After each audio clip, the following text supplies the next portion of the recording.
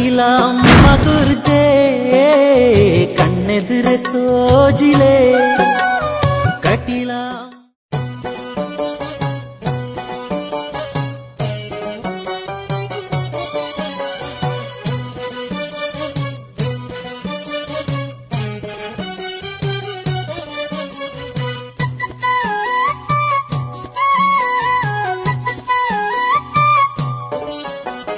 ಕಟೀಲ ಅಮ್ಮ ದುರ್ಗೆ ಕಣ್ಣೆದುರೆ ತೋಜಿಲೆ ಕಟೀಲ ಅಮ್ಮ ದುರ್ಗೆ ಕಣ್ಣೆದುರೆ ತೋಜಿಲೆ ನಿಷ್ಠೆಡಿರೆ ನವ್ರತ ಸೇವೆ ಮಲ್ತೋ ನಿಷ್ಠೆಡಿರೆ ನವ್ರತ ಸೇವೆ ಮಲ್ತೋ ಪಟ್ಟ ಪರಕೆಲ ಸಂದಾಯೋ ದೇವಿ ದುರ್ಗಾಂಬೆ ಪಟ್ಟ ಪರಕೆಲ ಸಂದಾಯೋ भाग्यदायिके भ्रामरि श्री कटीलईश्वरी भाग्यदायिके भ्रामरि श्री कटीलईश्वरी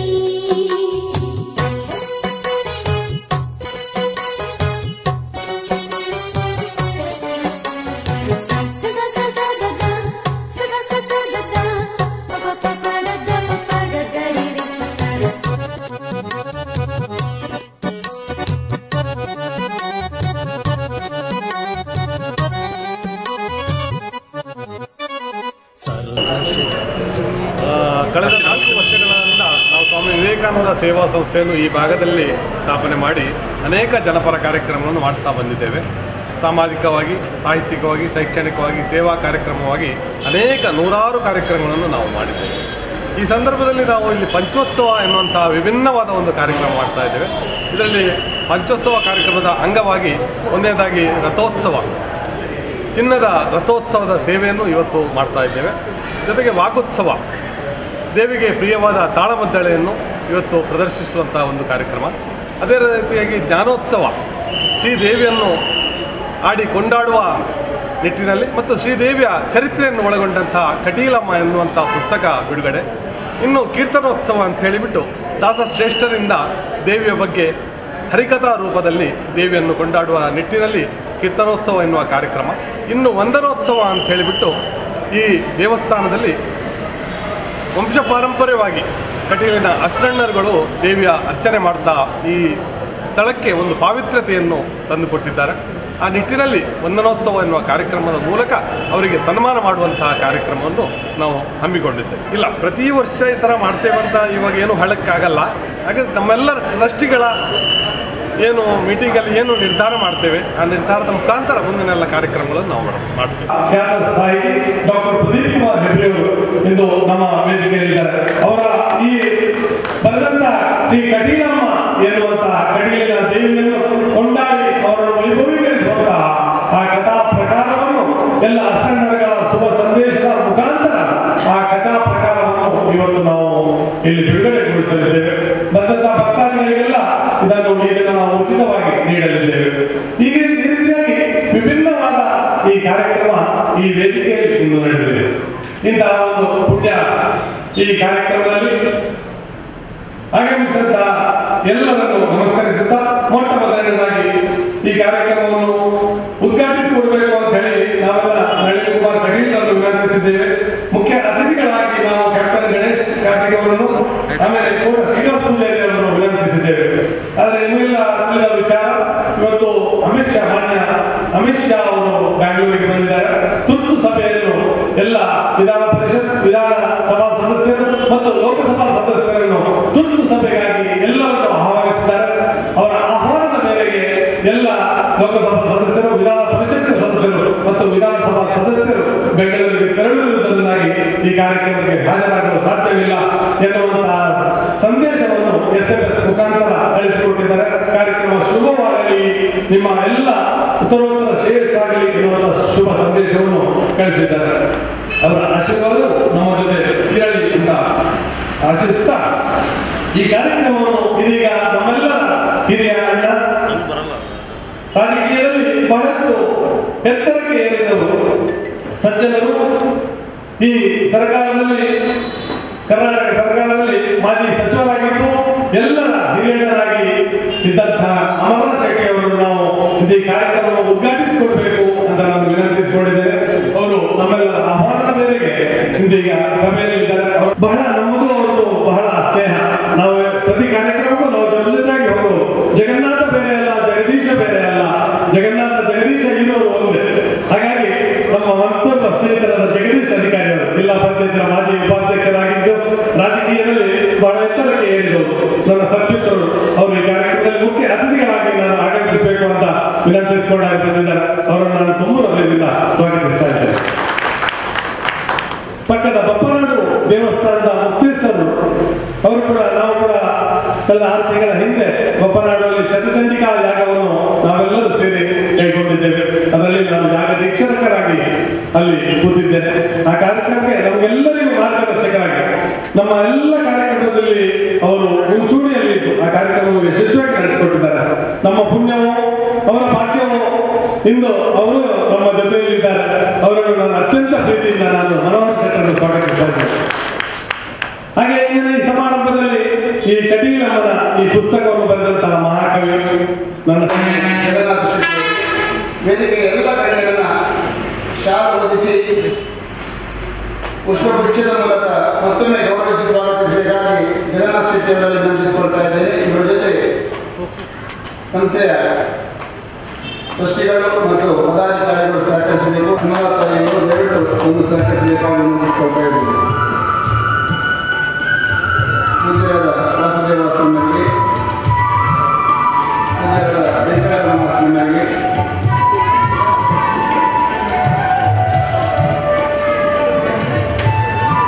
ಪೂಜ್ಯರಾದ ಧನ್ಯನಾರಾಯಣ ಸ್ವಾಮಿಯವರಿಗೆ, ಕಮಲಾದೇವಿ ಪ್ರಸಾದ ಸ್ವಾಮಿಯವರಿಗೆ,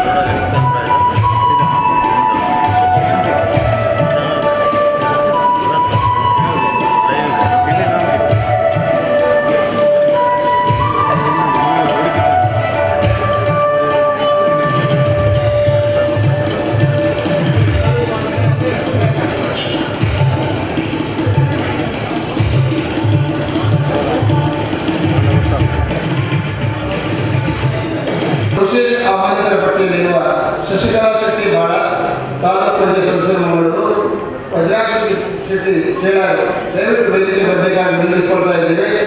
ಜಗನ್ನಾಥ ಶೆಟ್ಟಿ ಅವರಿಂದ ಗೌರವವನ್ನು ಸ್ವೀಕರಿಸಬೇಕಾಗಿ ವಿನಂತಿ. ಜಯಲಕ್ಷ್ಮಿ ಪ್ರಕಾಶ್ ಅವರು, ರೇಖಾ ಸಾಲೆ, ನಾಗವೇಣಿ ಶಿಷ್ಟಾಡಿ, ಮುನಿತಾ ನಾಗರ ಪಾಲಕ್ಕ, ಸುಪ್ರೀತಾ ಶೆಟ್ಟಿ ಮರಗೂರು, ಕವಿತಾ ದಿನೇಶ್ ಮೂರುಶೆಟ್ಟಿ, ಲಕ್ಷ್ಮೀ ಸತೀಶ್ ಬಳ್ಕೂರಿ, ಶುಭಲತಾ ಶೆಟ್ಟಿ ಮೆನ್ನಗಟ್ಟು, ಉಷಾ ಸುವರ್ಣ ಬಜ್ಪೆ, ಪ್ರತಿಭಾ ಶೆಟ್ಟಿ ಹೆಕ್ಕಾರು, ಸಂತೋಷ್ ಬಿಡವಾಯಿ, ಸುಕುಮಾರ್ ಸುರೇಶ್ ಕಲ್ಲಮಂಕೂರು, ಜೀವನ್ ಪ್ರಕಾಶ್ ಕಳೆಂದೆ.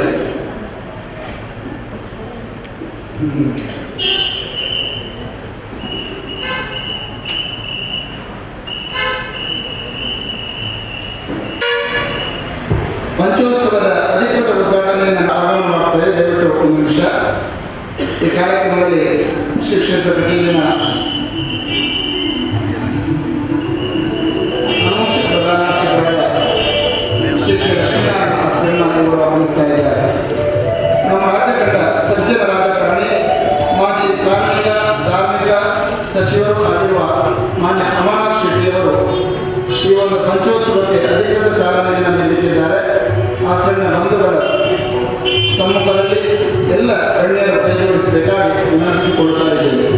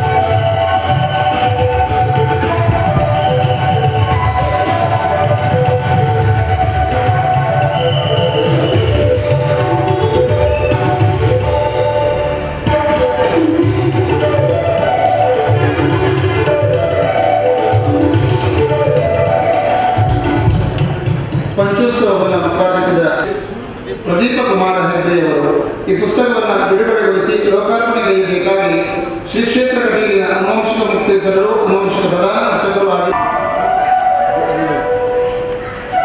ಶ್ರೀ ಕ್ಷೇತ್ರ ಕಟೀಲಿನಲ್ಲಿ ಕಟೀಲ ಮಾತೆಯೇ ಪ್ರಚಾರ ಮಾಡಿ ಅನಾವರಣವನ್ನು ನಡೆಸಿಕೊಡುತ್ತಿದ್ದಾರೆ. ಶ್ರೀ ಕ್ಷೇತ್ರ ಕಟೀಲಿನ ಅನುವಂಶಿಕ ಮುಕ್ತೇಶ್ವರರು, ಅನುವಂಶಿಕ ಪ್ರಧಾನ ಅರ್ಚಕರು ಆಗಿರುವ ವೇದಮೂರ್ತಿ ಶ್ರೀ ವಾಸುದೇವ ಆಸರಣ್ಣರು.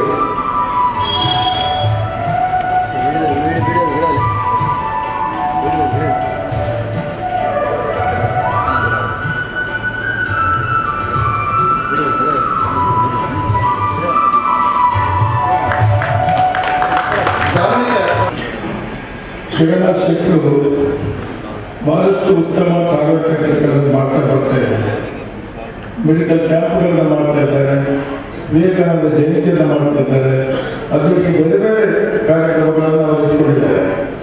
ಅದೆಲ್ಲವನ್ನು ಕೂಡ ಬಹಳ ಸುಸೂತ್ರವಾಗಿ ನಡೆಸಿಕೊಂಡು ಬರುವಂಥ ಒಬ್ಬ ವ್ಯಕ್ತಿ. ಮಂಡ್ಯದಲ್ಲಿ ಅವರ ಚಿನ್ನದ ವ್ಯಾಪಾರಿ ಆಗಿದ್ರು ಕೂಡ ಹೆಚ್ಚಾಗಿ ಈಗ ನಮ್ಮ ಊರಲ್ಲಿ ಇಟ್ಕೊಂಡು ಚಾವಡಿ ಮನೆ ಹೇಳುವಂಥ ನಿರೋಗಿಯಲ್ಲಿ ಉಳ್ಕೊಂಡು ಉತ್ತಮ ಕೆಲಸಗಳನ್ನು ಮಾಡಿ ಬಡ ಭಕ್ತರಿಗೆ ಕೂಡ ಉತ್ತಮ ಕೆಲಸಗಳನ್ನು ಮಾಡುವಂಥ ಒಳ್ಳೆಯ ಗುಣ ಚಾವಡಿ ಆನಂದತೆ, ಹರಿಕತೆ, ಬಂಗಾರದ ರಥೋತ್ಸವ ಮತ್ತು ದೇವಿ ಪುಸ್ತಕ ಬಿಡುಗಡೆ ದರ್ಶನರಿಗೆ ಸನ್ಮಾನವನ್ನು ಮಾಡುವಂಥ ಒಂದು ವಿಶೇಷ ಕಾರ್ಯಕ್ರಮವನ್ನು ಹೊರತುಕೊಂಡಿದ್ದಾರೆ. ನಾನು ಬರುವಾಗಲೇ ನೋಡಿದೆ ತಾಲೂಕಲ್ಲಿ ಬಹಳ ಸೊಗಸಾದ ಒಂದು ತಾಲೂಕಲ್ಲಿ ಕೂಡ ನಾನು ನೋಡಿದೆ. ನಿಜವಾಗಿಯೂ ಬಹಳ ಒಳ್ಳೆ ರೀತಿಯಿಂದ ಅವರು ಮಾಡಿಸಿಕೊಟ್ಟಿದ್ದಾರೆ.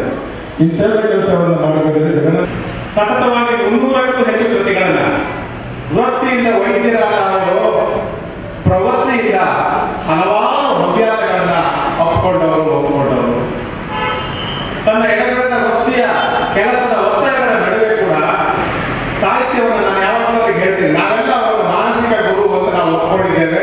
ಅವರ ಗರಡಿಯಲ್ಲಿ ನಾವೇನಾದ್ರೂ ಇವತ್ತು ಬಂದು ನಿಂತು ನಾವು ಮಾತಾಡ್ತಾ ಇದ್ದೇವೆ ಅಂತಂದ್ರೆ ಅದು ನಮ್ಮನ್ನು ಅವರು ಹಿಡಿದು ತಿದ್ದಿ ತೀಡಿ ಬೆಳೆಸಿದ ಬರೀ ನಾವು ನಿಮ್ಮ ಮುಂದೆ ಇವತ್ತು ನಿಂತಿದ್ದೇವೆ.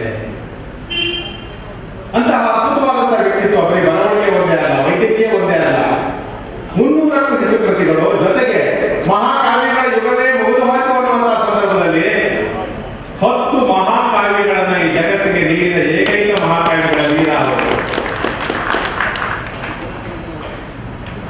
ಮೊದಲು ಯುಗಾವತಾರಿ ಎನ್ನುವಂತಹ ಬಸವ ಮಹಾಕಾವ್ಯವನ್ನು ಅವರು ಬರೆದರು. ಅದು ಪ್ರಾಯಶಃ ಕನ್ನಡ ಸಾರಸ್ವತ ಲೋಕದಲ್ಲಿ ಅತ್ಯಂತ ದೊಡ್ಡ ಮಹಾಕಾವ್ಯ ಅನ್ನುವಂತಹ ಪ್ರಖ್ಯಾತಿಗೆ ಅದು ಕಾರಣೀಭೂತವಾಗಿದೆ. ಯಾಕೆಂದ್ರೆ 6 ಸಂಪುಟಗಳಲ್ಲಿ ಪ್ರಕಟ ಆಗಿದೆ ಅದು. ಇವತ್ತು ಉತ್ತರ ಕರ್ನಾಟಕದಲ್ಲಿ ಜನ ಡಾಕ್ಟರ್ ಹೆಗ್ಡೆ ಅವರು ಹೋದ್ರೆ ಅವರನ್ನ ದೇವರ ರೀತಿಯಲ್ಲಿ ನೋಡ್ತಾರೆ. ಯಾಕೆ ಅಂತಂದ್ರೆ ಬಸವಣ್ಣನ ಮೇಲೆ ಬಂದಂತಹ ಎಲ್ಲ ಕಾವ್ಯಗಳಲ್ಲಿ ಇಷ್ಟು ದೊಡ್ಡ ಕಾವ್ಯ, ಇಷ್ಟು ಮೌಲಿಕವಾದ ಕಾವ್ಯ ಯಾವುದೂ ಬಂದಿಲ್ಲ ಅಂತ ಅಲ್ಲಿ ಎಲ್ಲ ಮಠಾಧೀಶರುಗಳು ಅವರನ್ನ ಮೆಚ್ಚಿ ಸನ್ಮಾನಿಸಿದ್ದೇವೆ. ಮೊನ್ನೆ ಅವರಿಗೆ ಮೈಸೂರಿನ JSS ಮಠದ ಪ್ರಶಸ್ತಿ ಕೂಡ ಬಂತು. ಕಟಿಲ ಅಮ್ಮ ದುರ್ಗೆ ಕಣ್ಣೆದುರೆ ತೋಜಿಲೆ ಕಟಿಲ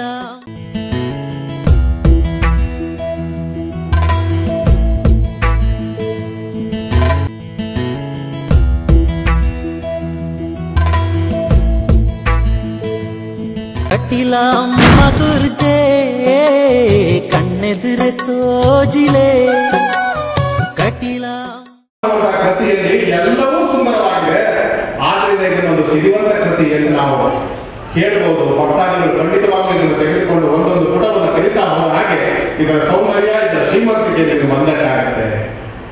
ಏನು ಶ್ರೀಮಂತಿಕೆ ಇದರಲ್ಲಿ ನೋಡಿ. ಮೊದಲಿಗೆ ಒಬ್ಬ ಮಹಾಕಾವ್ಯವನ್ನು ಬರೆದಂತಹ ಒಬ್ಬ ಕವಿಯ ಕೈಲಿ ಜಗನ್ನಾಥೇಶ್ವರ ಈ ಕೃತಿಯನ್ನು ಬರೆಸೋದು, ಅದು ಒಂದು ವಿಶೇಷತೆ. ಅದು ಈ ಕೃತಿಯ ಶ್ರೀಮಂತಿಕೆಗೆ ಒಂದು ಕಾರಣ. ಇನ್ನು ಇದರ ಪುಟವನ್ನು ನೀವು ತೆರೀತಾ ಇದ್ದ ಹಾಗೆಯೇ ಮೊದಲು ಆರಾಧಿಸುವಂತಹದ್ದು ರಾಜಶ್ರೀಗಳಾದಂತಹ ಡಾಕ್ಟರ್ ವೀರೇಂದ್ರ ಹೆಗಡೆ ಅವರ ಶುಭ ಸಂದೇಶ ನೋಡಿ. ಶುಭ ಸಂದೇಶ ವೀರೇಂದ್ರ ಹೆಗಡೆ ಅವರ ಶುಭ ಸಂದೇಶ, ವಜ್ರದೇವಿ ಮಠದ ಶ್ರೀ ರಾಜಶೇಖರಾನಂದ ಸ್ವಾಮೀಜಿಯವರ ಶುಭ ಸಂದೇಶ ಮಾತ್ರ ಅಲ್ಲ, ಈ ಕೃತಿ ಬಿಡುಗಡೆ ಆಗ್ತಿರುವಂತಹ ಈ ಶುಭ ಸಂದರ್ಭದಲ್ಲಿ ಏನಿವತ್ತು ವೇದಿಕೆಯ ಮೇಲೆ ಶ್ರೀದೇವಿಯ ಪ್ರತಿರೂಪವಾಗಿ ಅವರ ಪ್ರತಿನಿಧಿಗಳಾಗಿ 6 ಮಂದಿ ಅಸಂಡರು ನಮ್ಮೊಂದಿಗೆ ವೇದಿಕೆಯಲ್ಲಿದ್ದಾರೆ. ಅವರೆಲ್ಲರ ಜಗನ್ನಾಥೇಶ್ವರ ಗುಣ ಇದೆಯಲ್ಲ, ನಿಜವಾಗಿಯೂ ಅವರ ಮಾನವೀಯ ಅಂತಃಕರಣವುಳ್ಳಂತಹ ಒಬ್ಬ ಮನುಷ್ಯ, ಸರಳ ಸಜ್ಜನಿಕೆಯ ನಡವಳಿಕೆ. ಕೆಲವರಿಗೆ ಏನಾಗುತ್ತೆ, ಶ್ರೀಮಂತಿಗೆ ಆದ ತಕ್ಷಣ ನೆಲ ಕಾಣೋದಿಲ್ಲ. ಆದರೆ ಜಗನ್ನಾಥೇಶ್ವರ ಯಾವಾಗಲೂ ಕೂಡ ಅವರ ದೃಷ್ಟಿ ನೆಲದ ಕಡೆಗೆ ಇರ್ತದೆ, ಬಡವರ ಕಡೆಗೆ ಇರ್ತದೆ. ಆದ್ರಿಂದಲೇ ಅವರು ಈ ಮಟ್ಟಕ್ಕೆ ಬರೋದಕ್ಕೆ ಸಾಧ್ಯ ಆಗಿದೆ. ಆ ಕಟೀಲಮ್ಮ ಅವರಿಗೆ ಒಲಿದು ಕೊಡ್ತಾ ಇದ್ದಾರೆ ಎಲ್ಲ ರೀತಿಯಲ್ಲೂ ಬಲವನ್ನ, ಬರೀ ಆರ್ಥಿಕ ಬಲ ಮಾತ್ರ ಅಲ್ಲ. ಬಹಳ ಸಂತೋಷ ಆಗ್ತದೆ. ಇವತ್ತಿನ ಕೇಂದ್ರ ಬಿಂದು ಚಾವಡಿ ಮನೆ ಜಗನ್ನಾಥೇಶ್ವರ ಕಾರ್ಯಕ್ರಮಗಳು ಒಂದಲ್ಲ ಅವತ್ತು ಜನ ಮೆಚ್ಚುವುದಲ್ಲ, ದೇವರು ಮೆಚ್ಚುವಂತ ಕೆಲಸ. ತಾನು ಉತ್ಪತ್ತಿ ಮಾಡಿದಂಥ ಭಟ್ರ ಸಮಾಜದಲ್ಲಿ ಹುಟ್ಟಿ ಮಂಡ್ಯಕ್ಕೆ ತೆರಳಿ ವ್ಯವಹಾರ ಮಾಡಿ ನಾನು ಗಳಿಸಿದಂಥ ಹಣದಲ್ಲಿ ತುಂಬ ಕಾರ್ಯಕ್ರಮವನ್ನು ಮಾಡ್ತಾ ಇದ್ದಾರೆ. ವಿವೇಕಾನಂದ ಸೇವಾ ಟ್ರಸ್ಟ್ ಮುಖಾಂತರ ಬಡವರ ಕೆಲಸಗಳನ್ನು, ಕಣ್ಣಿನ ತಪಾಸಣೆಯನ್ನು, ದಲಿತ ಚಿಕಿತ್ಸಾ ಕಾರ್ಯಕ್ರಮಗಳನ್ನು ನಿರಂತರವಾಗಿ ಮಾಡಿಕೊಂಡು ಬಂದಿದ್ದಾರೆ. ಹಣ ತುಂಬ ಮಂದಿ ದುಡಿತಾರೆ, ಆದರೆ ಕೊಡುವಂಥ ಮನಸ್ಸು ಕೂಡ ಒಳ್ಳೆಯದಿದ್ದರೆ ದೇವರು ಮತ್ತು ಕೊಡ್ತಾನೆ ಅನ್ನುವಂಥದ್ದೇ ಜಗನ್ನಾಥೇಶ್ವರ ಒಳ್ಳೆಯ ಉದಾಹರಣೆ. ತಾನು ಕೊಡುವ ನನ್ನ ಮೊಮ್ಮಗಳು ಕೇಳಿದರು, ಅಜ್ಜ ಇದು ಉದ್ದಕ್ಕೂ ಹಸರಣ್ಣ ಅಂತ ಹೆಸರಿದೆ, ಹಸರಣ್ಣ ಅಂದರೆ ಏನಜ್ಜ ಅಂತ ಕೇಳಿದರು.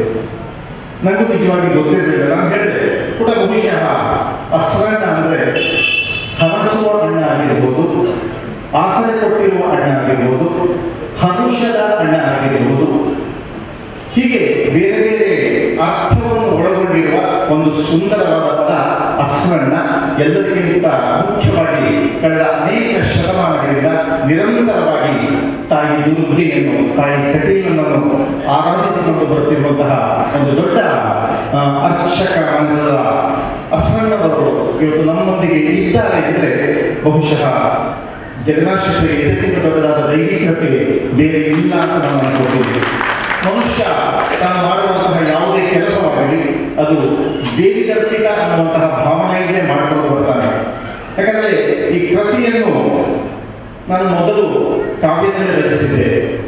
ಜಗನ್ನಾಥೇಶ್ವರ ಹೇಳಿದರು, ನೀರಿನ ಕಡಗವು ತುರುಗಿದಂತ ಮಾತಿನ ಅನ್ವಯ ನಮ್ಮವರು ಓದುವಂಥದ್ದೇ ಕಮ್ಮಿ ಆಗಿರುವಾಗ ನೀವು ಕಾವ್ಯದಲ್ಲಿ ಕೊಟ್ಟರೆ ಅದನ್ನು ಎಷ್ಟು ಮಂದಿಗೆ ಮುಟ್ಟಿಸಲಿಕ್ಕೆ ಸಾಧ್ಯವಾಗುತ್ತೆ. ಹಾಗೆ ದಯವಿಟ್ಟು ಗದ್ಯದಲ್ಲಿ ಬರೆದು ಕೊಡಿ ಅಂತ ಹೇಳಿದ್ರು. ಈ ನಿಟ್ಟಿನಲ್ಲಿ ಇಲ್ಲಿರುವಂತಹ ಎಲ್ಲ ಸೋದರ ಸೋದರಲ್ಲಿ ವಿನಂತಿ ಮಾಡ್ಕೊತಾ ಇದ್ದೇನೆ. ಜಗನ್ನಾಥ ಶೆಟ್ಟರು ದೈವಿ ಪ್ರಸಾದ ರೂಪದ ಈ ಕೃತಿಯನ್ನು ತಮ್ಮೆಲ್ಲರ ಮನೆಗೆ ಮನಕ್ಕೆ ಉಚಿತವಾಗಿ ನೀಡ್ತಾ ಇದ್ದಾರೆ. ಇಲ್ಲಿಯ ಕ್ಷೇತ್ರಗಳಿಗೆ ಸಂಬಂಧಪಟ್ಟ ಕೃತಿಗಳನ್ನು ನಾವು ಓದುವುದರ ಮುಖಾಂತರ ನಮ್ಮ ಮನಸ್ಸಿನಲ್ಲಿ ದೈವಿ ಭಾವನೆಯನ್ನು ಸನ್ಮಾನ್ಯ ವಾಸುದೇವ ಆಶ್ರಮದಲ್ಲಿ ಸನ್ಮಾನ್ಯ ಅಮರನಾಥ ಶೆಟ್ಟರಾದ ವೇದಿಕೆಯ ಎಲ್ಲ ಗಣ್ಯರು ಸನ್ಮಾನವನ್ನು ನಡೆಸಿಕೊಳ್ಳಬೇಕಾಗಿ ವಿನಂತಿ.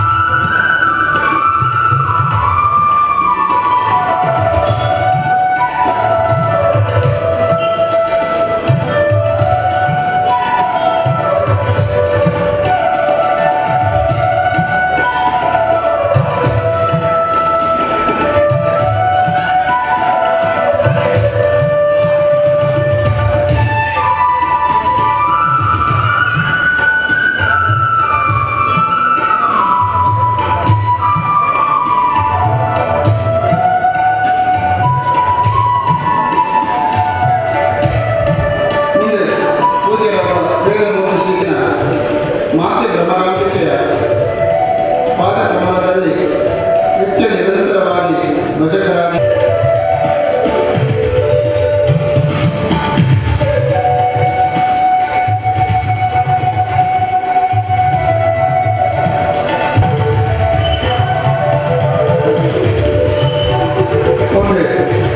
ವೇದಗೋತಿ ಅನಂತರತ್ನ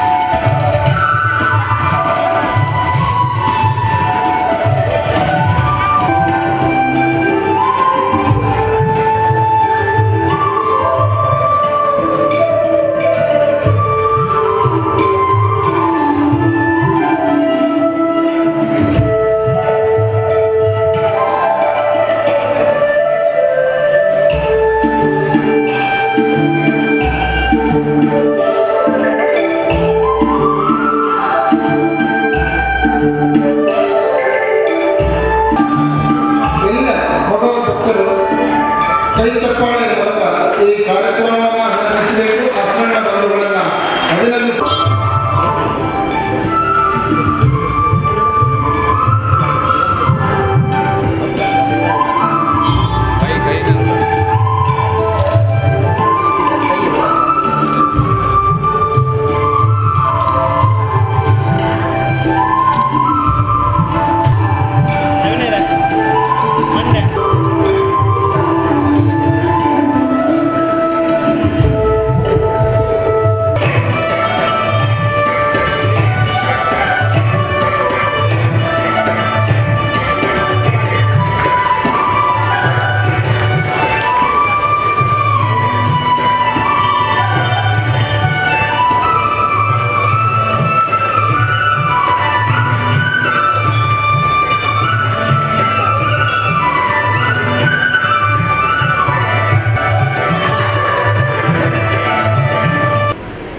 सृष्टि स्थिति विनाशानां शक्ति बुद्धि सनातनी गुणाश्रय गुणमय नारायण नमोस्तुते. ताई महादेविಯನ್ನು ನಮಸ್ಕರಿಸುತ್ತಾ ನಿಜೋಡಿ ಚಾವಡಿ ಮನೆ ಜಗನ್ನಾಥ ಶೆಟ್ಟರು ನಮ್ಮ ಸ್ವಾಮಿ ವಿವೇಕಾನಂದ ಸೇವಾ ಟ್ರಸ್ಟ್ನ ಮುಖಾಂತರ ಮಹಾದೇವಿಯ ಸನ್ನಿಧಿಯಲ್ಲಿ ಪಂಚೋತ್ಸವ ಎಂಬ ವಿಶೇಷ ಸೇವೆಯನ್ನು ನಡೆಸುತ್ತಾ ಈ ಸಂದರ್ಭದಲ್ಲಿ ಬೀದಿಗೀಲಿ ಯಾಸನಂತಹ ಮುಂದುಗಡೆಯಂತಹ ಜಗನ್ನಾಥ ಕ್ಷೇತ್ರ ಅಭಿಮಾನಿ ಬಂಧುಗಳು, ಬಹುಶಃ ಅವರ ಸಾಧನೆಗಳನ್ನು ಈಗಾಗಲೇ ಬಹಳಷ್ಟು ಮಂದಿ ಉಳಿದ ಸಮರ್ಥಕರಿಗೂ ಮಾದರಿ ರೀತಿಯಲ್ಲಿ ಮಾಡುವಂತಹ ಕರ್ತವ್ಯವನ್ನು ಸೂಚಿಸಿ ನಮಗೆಲ್ಲರಿಗೂ ವಿಶೇಷವಾದಂತಹ ಜಗನ್ನಾಥ ಬಗ್ಗೆ ಮತ್ತಷ್ಟು ಅಭಿಮಾನದಲ್ಲಿ ಕರ್ತವ್ಯವನ್ನು ಬಹುಶಃ ಸಮಾಜದ ಸೇವೆಯನ್ನು ಯಾವ ರೀತಿ ಮಾಡಬಹುದು, ದೇವರು ಕೊಟ್ಟದ್ದನ್ನು ದೇವರಿಗೆ ಕೊಟ್ಟು ಅದರಿಂದ ನಾವು ಜನ್ಮ ಸಾರ್ಥಕ ಮಾಡಲಿಕ್ಕೆ ಹೇಗೆ ಸಾಧ್ಯ ಎಂಬುದರ ಬಗೆಯ ಒಂದು ಪಾಠವನ್ನು ಜಗನ್ನಾಥ ಉಳಿದ ಎಲ್ಲ ಸಾರ್ವಜನಿಕ ಬಂಧುಗಳಿಗೆ ಕೊಡ್ತಾ ಇದ್ದಾರೆ. ಒಂದು ಹೊಸತನವನ್ನು ರೂಪಿಸಲು ನಿಲ್ಲಿಸಿರು. ನಮ್ಮ ನಂದಲಿಕೆ ದೇವಸ್ಥಾನದವರು ಅಲ್ಲಿ ಬ್ಯಾನರ್ ಹಾಕ್ತಾ ಹೋಗ್ತಾ ಇದ್ದಾರೆ. ಅದರಲ್ಲಿ ಸಂದೇಶವಿಲ್ಲ. ವಿವೇಕಾನಂದರು ಲೋಕಕ್ಕೆ ಸಂದೇಶ ಕೊಟ್ಟಂತಹ ಮಹನೀಯ. ಹಾಗೆ ಈ ಜಗನ್ನಾಥ ಶೆಟ್ಟರು ಅವರ ಬ್ಯಾನರಲ್ಲಿ ದೇವರ ಮಹಿಮೆಗಳನ್ನ ಸಾರುವುದರೊಂದಿಗೆ ಆ ಬ್ಯಾನರ್ ಅನ್ನು ಎಲ್ಲ ಕಡೆಗೆ ಅಳವಡಿಸ್ತಾರೆ. ಅದು ನಿಜವಾದಂತಹ ಅವರು ಬರೀ ಬ್ಯಾನರ್ ಅಳವಡಿಸುವುದಲ್ಲ, ನೀವು ಬನ್ನಿ ಅಂತ ಹೇಳುವುದಲ್ಲ. ಕಟೀಲ್ ದೇವರಲ್ಲಿಗೆ ಅವರು ಒಂದು ಸಂದೇಶ ಕೊಟ್ಟು ಬನ್ನಿ ಅಂತ ಹೇಳ್ತಕ್ಕಂತಹ ಒಂದು ಕಾರ್ಯವನ್ನ ಮಾಡಿದಂತಹ ಮಹನೀಯ ಜಗನ್ನಾಥ ಶೆಟ್ಟರು ಅವರಿಗೆ ಸ್ತುತ್ಯರಾಗಿರತಕ್ಕಂತಹ ಅಂದು ವಿವೇಕಾನಂದರು ನಮ್ಮ ಹಿಂದೂ ಧರ್ಮವನ್ನು ಉಳಿಸಿದ್ದಾರೆ. ಹಾಗೆ ಅವರ ಕಟೀಲ್ ದೇವರ ಒಂದು ಅಸ್ತಿತ್ವವನ್ನ ಹಿರಿಮೆಯನ್ನ ಇನ್ನಷ್ಟು ಹೆಚ್ಚಿಸಿದಂತಹ ಒಬ್ಬ ಜಗನ್ನಾಥ ಶೆಟ್ಟರು. ಅವರಿಗೆ ಕಣ್ಣದ್ದೇನೋ ದೇವರಿಗೆ ಒಂದು ಪಂಚೋತ್ಸವ ಮಾಡಬೇಕು ಅಂತ ಆ ಸಂಕಲ್ಪದಲ್ಲಿ ಹೊರಟಿದ್ದಾರೆ. ಆ ಹೊರಟದ್ದು ಅವರ ಒಂದು ಭಾವನೆ ಅತ್ಯಂತ ಅದು ಪ್ರಶಂಸನೀಯ ಮಾಡತಕ್ಕಂಥದ್ದು. ತಾಯಿಗೆ ಸುವರ್ಣ ಮಹೋತ್ಸವ ಮಾಡಿ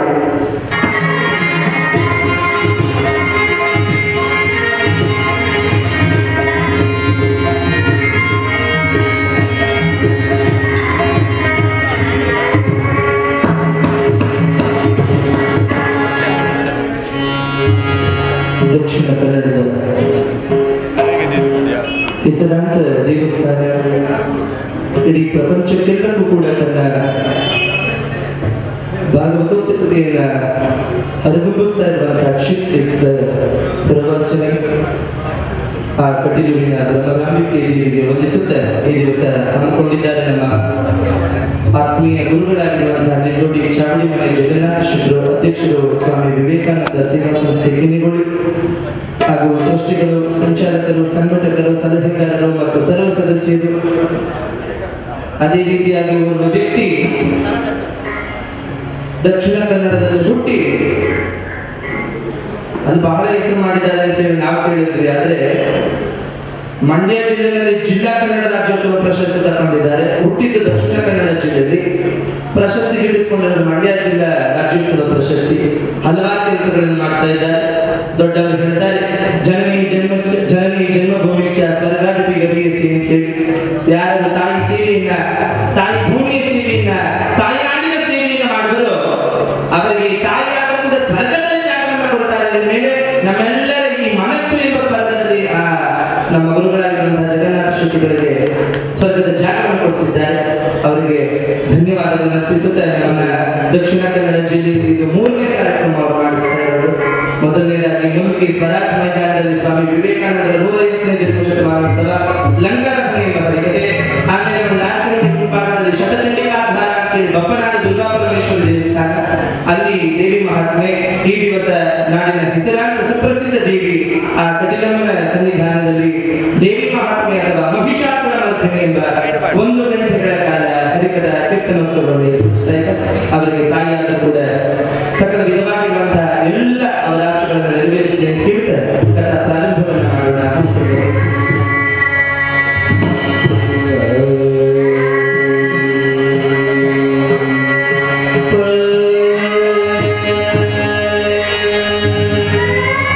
ಸಾ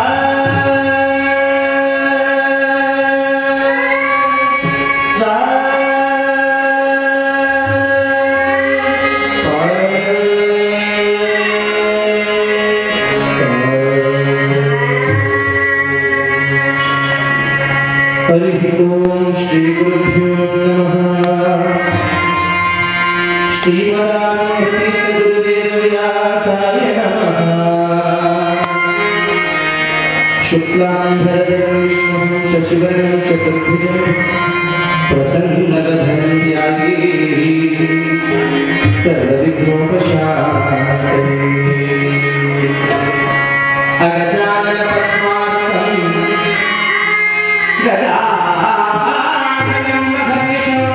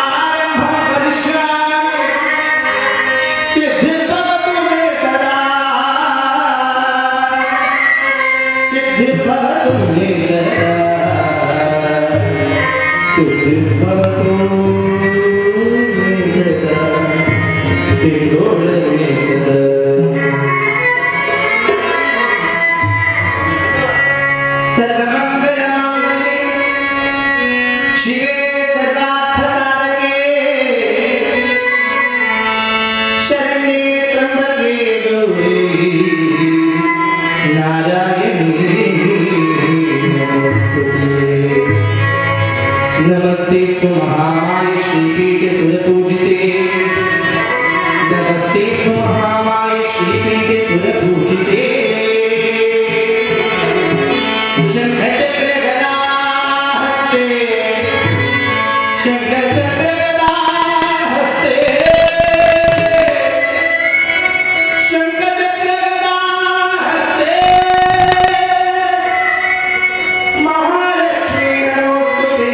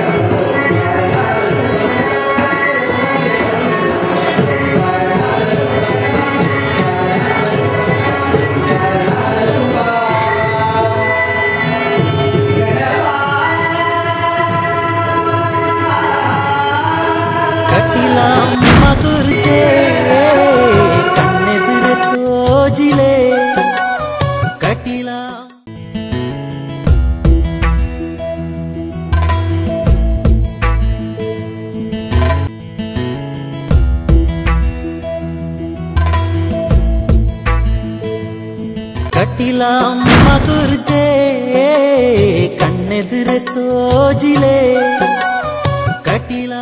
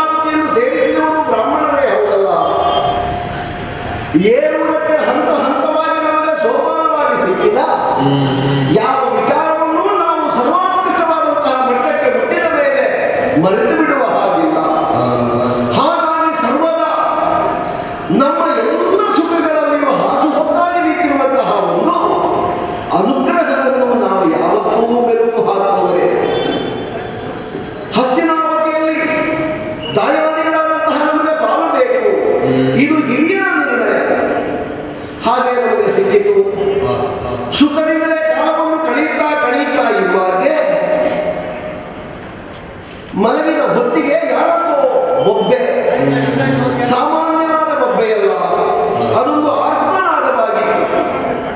ನನ್ನನ್ನೇ ಉದ್ದೇಶಿಸಿ ಆ ತೆರನಾದಂತಹ ಅರ್ಥಧ್ವನಿಯನ್ನು ಎಬ್ಬಿಸುವಾಗ ಆರ್ತತ್ರಾಣ ಪರಾಯಣತೆಯೇ ಪರಮ ಗುರಿಯಾಗಿ ಬದುಕಬಹುದಾದಂತಹ ಒಬ್ಬ ಕ್ಷಾತ್ರವೀರನಾಗಿ ನಾವು ಕೆಲ್ಲದೇ ಇರುವುದಕ್ಕೆ ಸಾಧ್ಯವೇ?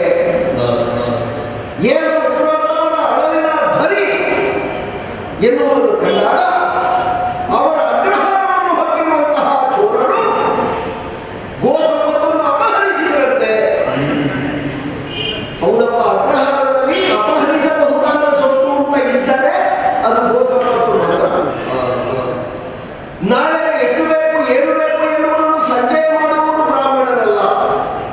ಅಂದಿಗೆ ಅಂದು ಕಳೆಯಿತೋ ಸುಖಿಗಳು ನಾವು ಅಂತ ಹೇಳಿ ಮತ್ತೊಬ್ಬರಿಗೆ ಆಶೀರ್ವಾದ ಕೊಡುವವರು. ಕದ್ದುಕೊಂಡು ಹೋಗುವ ಕಳ್ಳರಿಗಾರರು ಗೋಸಂಪತ್ತು ಯಾಕೆ?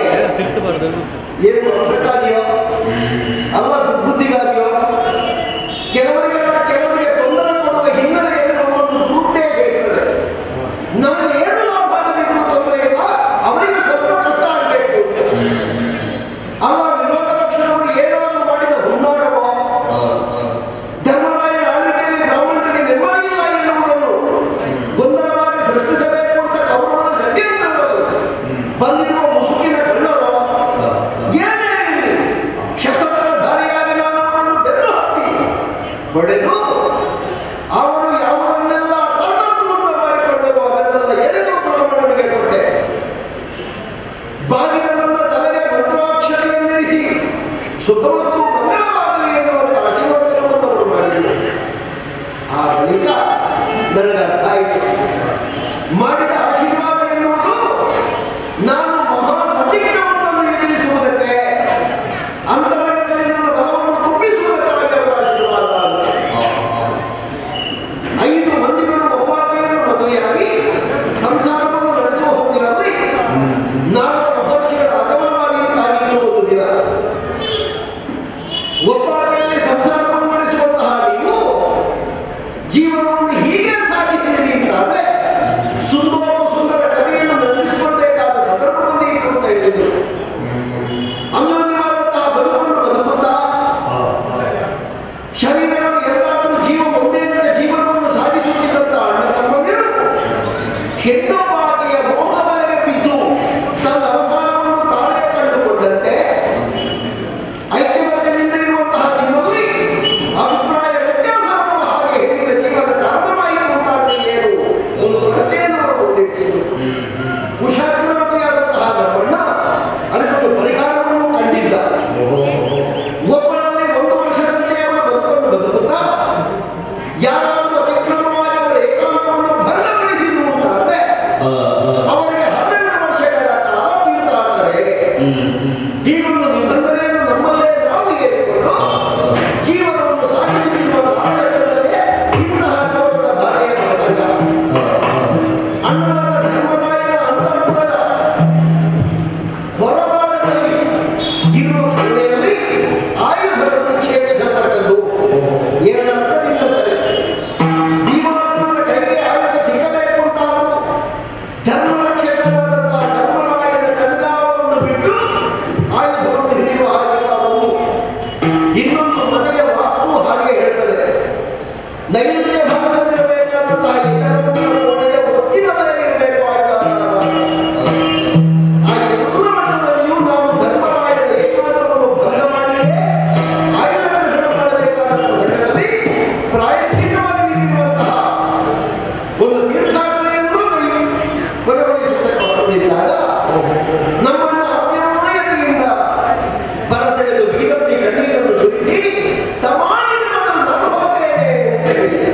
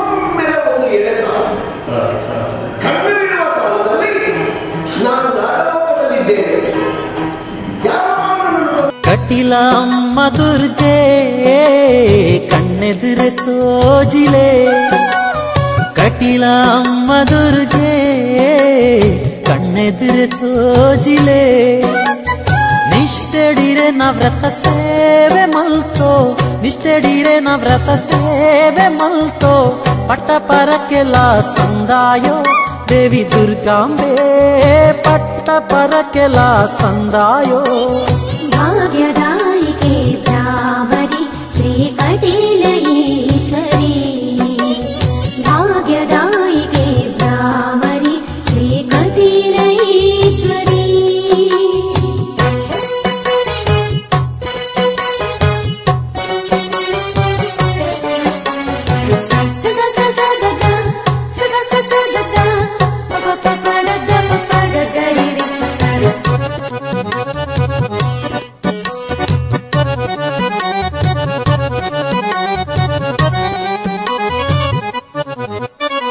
ಸರ್ವಶಕ್ತಿಯೇ ನಿತ್ಯ ಸುಗಿತೊನುವ ಸರ್ವಶಕ್ತಿಯೇ ನಿತ್ಯೋ ಸುಗಿತೊನುವ ಎಂಕ್ಲೆ ಬದುಕುಗು ಭಾಗ್ಯ ಒದಗಲೆ ಎಂಕ್ಲೆ ಬದುಕುಗು ಭಾಗ್ಯ ಒದಗಲೆ ಭಾಗ್ಯ ದೇವತೆ ಭ್ರಮರಾಂಬೆ ದೇವಿ ಭ್ರಮರಾಂಬೆ ಭಾಗ್ಯ ದೇವತೆ ಭ್ರಮರಾಂಬೆ ಭಾಗ್ಯದಾಯಿಕೆ ಭ್ರಾಮರಿ ಶ್ರೀ ಕಟೀಲ ಈಶ್ವರಿ ಭಾಗ್ಯದಾಯಿಕೆ ಭ್ರಾಮರಿ ಶ್ರೀ ಕಟೀಲ ಈಶ್ವರಿ